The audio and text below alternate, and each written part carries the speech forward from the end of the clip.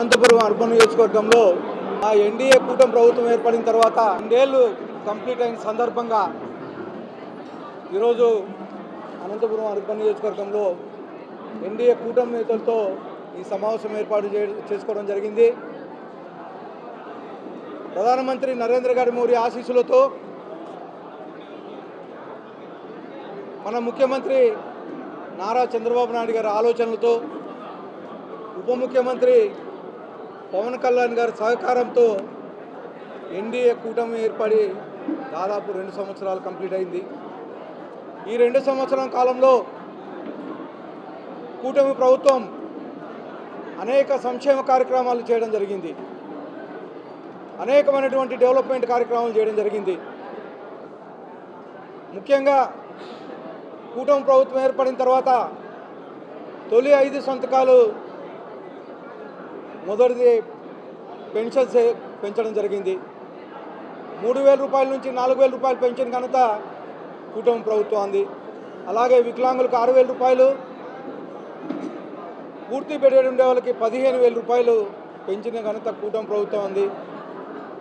దేశంలో ఎక్కడ లేనటువంటి విధంగా కేవలం ఒక ఆంధ్రప్రదేశ్ రాష్ట్రంలోనే ఇంత పెన్షన్స్ ఇచ్చిన ఘనత ఎన్డీఏ కూటమి ప్రభుత్వం ఉందని చెప్పేసి తెలియజేస్తా ఉన్నాను. ముఖ్యంగా అన్నా క్యాంటీన్లు అప్పుడు ఉన్నటువంటి జగన్మోహన్ రెడ్డి ప్రభుత్వం వస్తానే దాదాపు 205 అన్నా క్యాంటీన్లు ఉంటే అన్నీ మూసేసి పేదల పుట్టడం జరిగింది. మళ్ళా ముఖ్యమంత్రి నారా చంద్రబాబు నాయుడు గారు బాధ్యతలు స్వీకరిస్తానే అన్నా క్యాంటీన్లు ఓపెన్ చేసి ఈరోజు పేదలకు కేవలం 5 రూపాయలకు మాత్రమే పూట భోజనం పెట్టడం జరుగుతూ ఉంది. ఇవే కాకుండా ల్యాండ్ టైటిల్ యాక్ట్ పిచ్చి తుక్కులకు మాత్రమే ప్రజల భూములను కాజేయాలని చెప్పేసి ల్యాండ్ టైటిల్ యాక్ట్ పెడితే దాన్ని రద్దు చేసిన ఘనత కానీ ఎన్డీఏ కూటమి ప్రభుత్వం అని చెప్పేసి తెలియజేస్తా ఉన్నాను.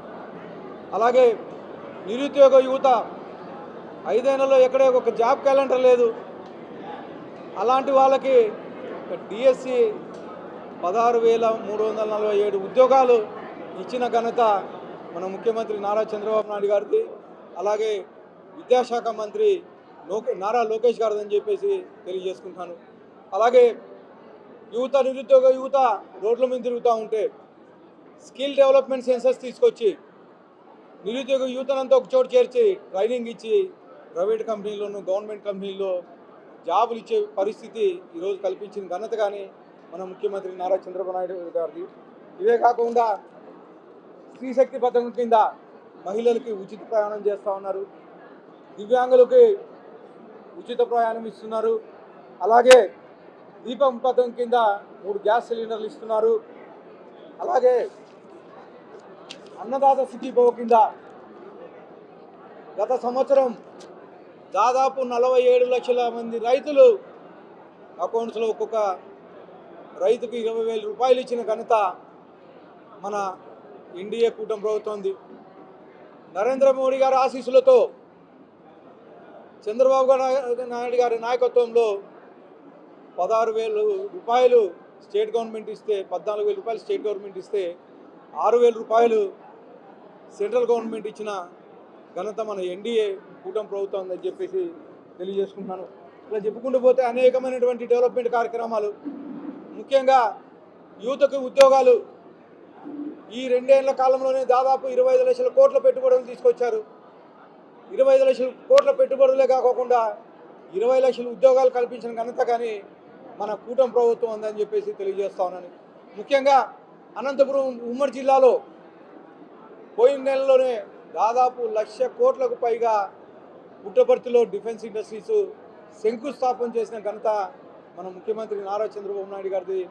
అలాగే యువ నాయకుడు నారా లోకేష్ గారిది మన ఎన్డీఏ కూటమి ప్రభుత్వం ఉందని చెప్పేసి తెలియజేస్తా ఉన్నాను. డిఫెన్స్ మినిస్టర్ రాజ్నాథ్ సింగ్ ఆధ్వర్యంలో పుట్టపర్తిలో భూమి పూజ చేసి 5th జనరేషన్ జెట్ ఫైటర్ అంటే యుద్ధంలో వాడే విమానాలు మన పుట్టపర్తిలో తయారు చేసే విధంగా ఈరోజు ఇండస్ట్రీస్ తీసుకొస్తున్నారు. నిజంగా మన ఉమ్మడి జిల్లాకు చాలా గర్వకారణం. మన ఉమ్మడి జిల్లా నుంచి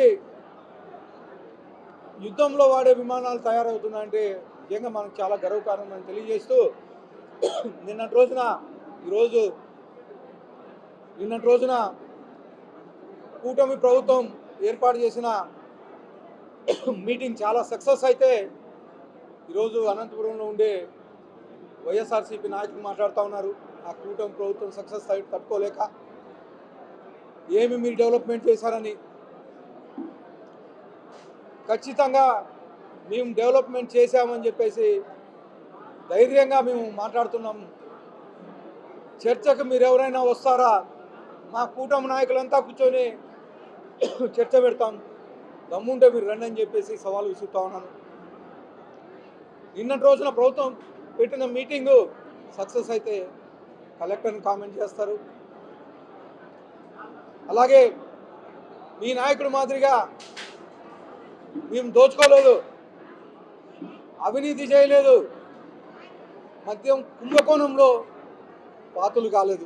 దాదాపు 4,000 కోట్ల రూపాయలు మద్యంలో కుంభకోణం చేసి తాడేపల్లికి కుంపకు డబ్బులు పోయినాయంటే కేవలం అది మీ ముఖ్యమంత్రి, అప్పుడున్న ముఖ్యమంత్రి జగన్మోహన్ రెడ్డి నీచ చరిత్ర అని చెప్పేసి తెలియజేస్తూ ఈ అవకాశం ఇచ్చిన అందరికీ ధన్యవాదాలు తెలుపుకుంటున్నాను.